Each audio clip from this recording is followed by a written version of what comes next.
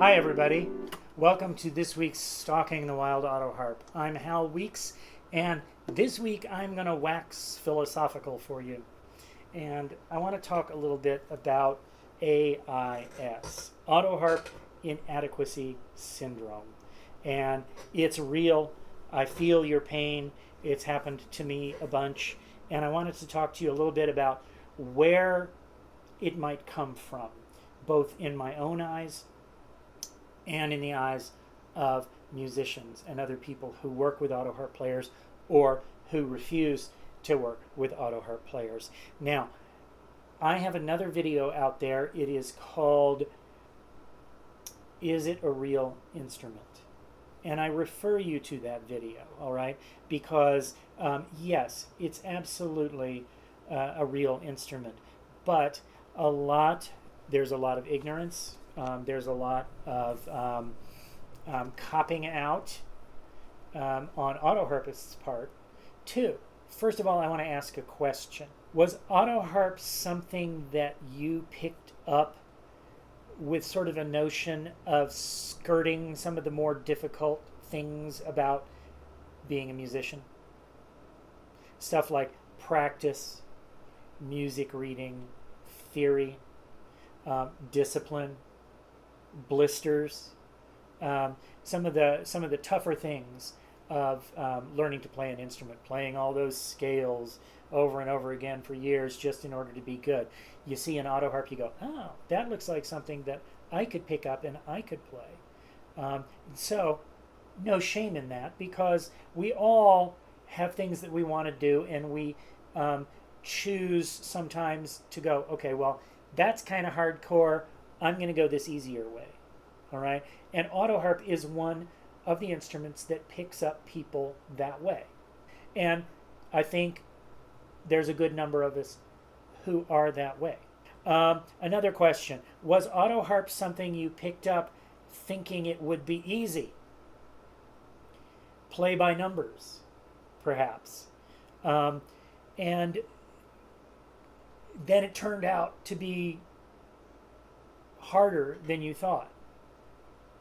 And now you're going around going,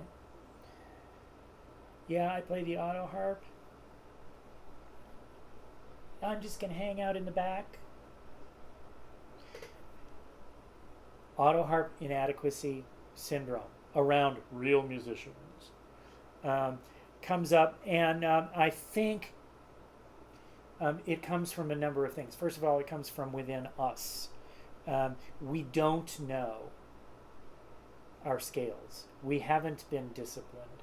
Now, I'm using a blanket term because some of us do know our scales. Some of us do have a lot of discipline.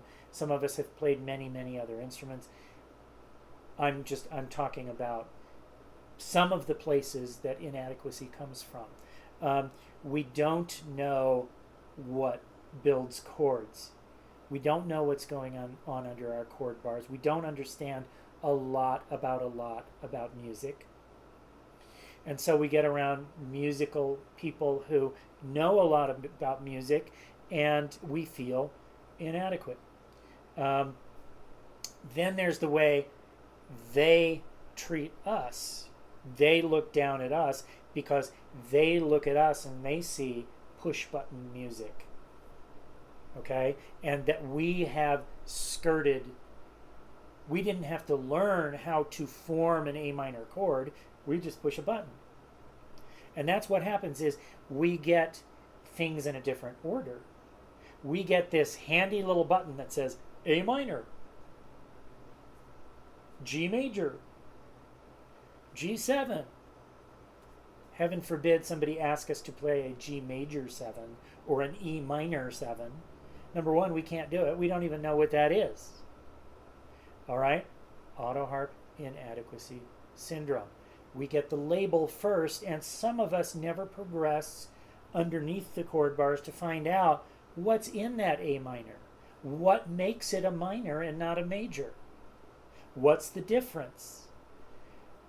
And then to learn the difference gets us into the complexities, gets us into the looking at the piano keyboard or looking at music notation that we don't understand. Okay, so to musicians, they look at somebody who pushes buttons as, well, that's not really a musician, because they don't know what music is. They don't know how music is formed. They don't know what makes it up. So all of these things conspire to make our AIS, autoharp inadequacy syndrome, or autoharp insecurity syndrome, or autoharp insecurity. It's real. I feel your pain. What can we do about it? Well, where I have gone and what I did about it, first of all, let me explain that I was a musician and a music major long before I picked up the autoharp, all right? So I'm one of those. But still, going in amongst pro musicians with the autoharp, what do we do? What do I do? What would you do? Some people go, well, I'm going to get me a bigger and louder autoharp so I can really be heard. It's like getting a bigger and faster motorcycle. All right?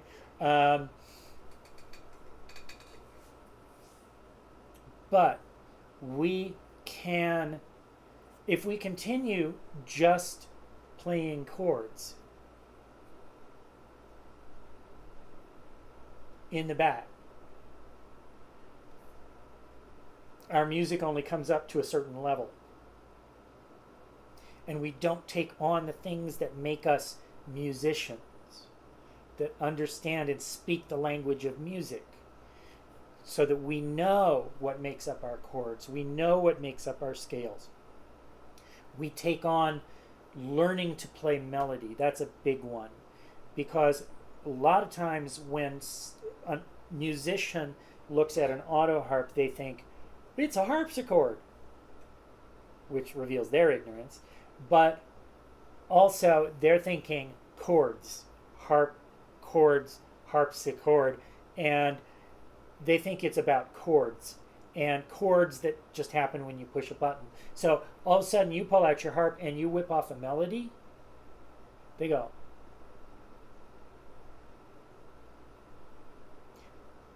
And their opinion changes, okay? The more technique that you get, the more knowledge that you get about music and what makes it up. These are the things that move you into the realm of being a musician. And so, skills. And this is why I teach autoharp. Skills is to move people from being push button, paint by numbers in the back to being real musicians and having techniques and skills, and that changes people's opinions of us. It changes our opinions of ourselves, and it changes opinions about the instrument, the autoharp. It's not just a harpsichord anymore. Not dissing harpsichords, because harpsichords are a lot more complex than autoharps.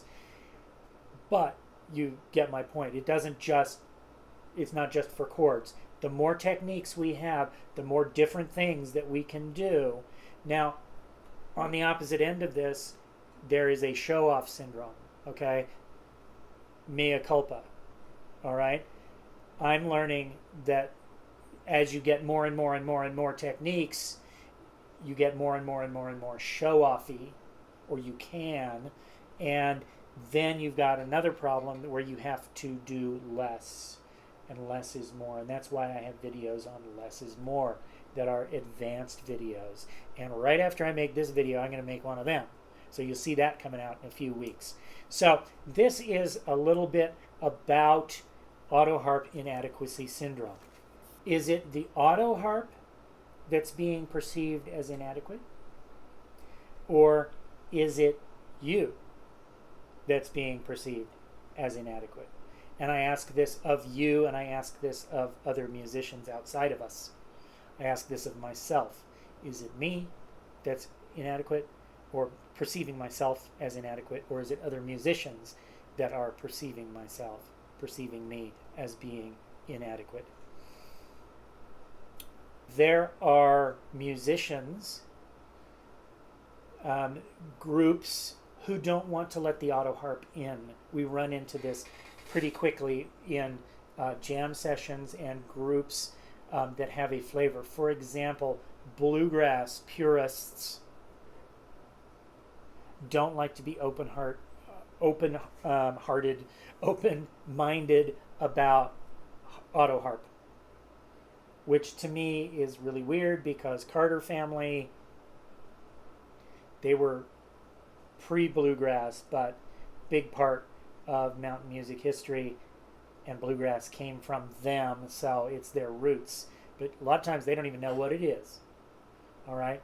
Nevertheless, the purists say bluegrass is fiddle and mandolin and dobro and flat top guitar and bass.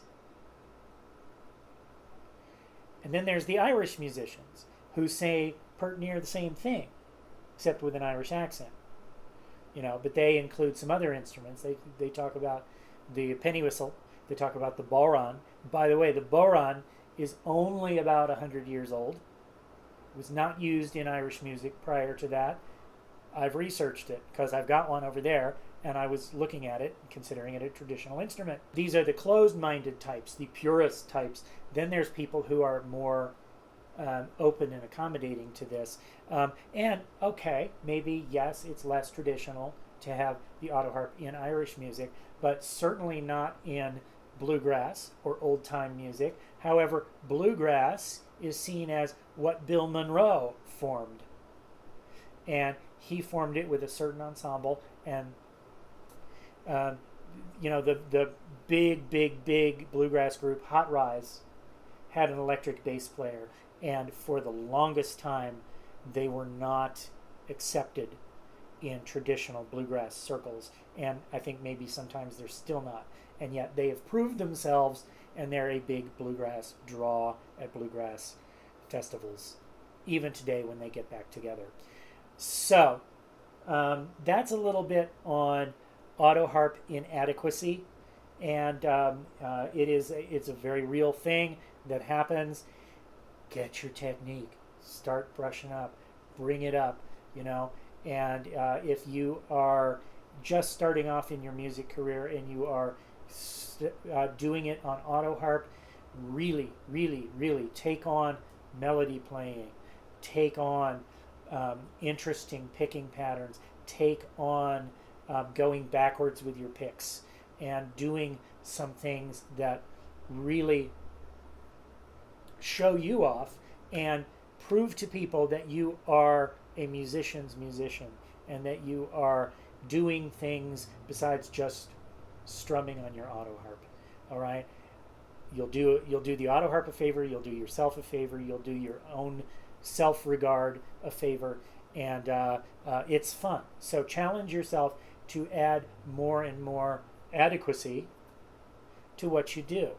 And so that being said, I'm going to get down off my soapbox now, and I am going to play my way out and say until next time. By the way, if you are benefiting from this series, please consider contributing to the series through my Patreon. There's a Patreon link in the comments. Also, I teach lessons through Skype. If you want some lessons to bring you up into full autoharp adequacy, by all means contact me through my website, and we can get together and do some lessons through Skype. Remember to like, remember to share, remember to subscribe to this series so you get the latest and the greatest. Until next week, I'm Hal Weeks.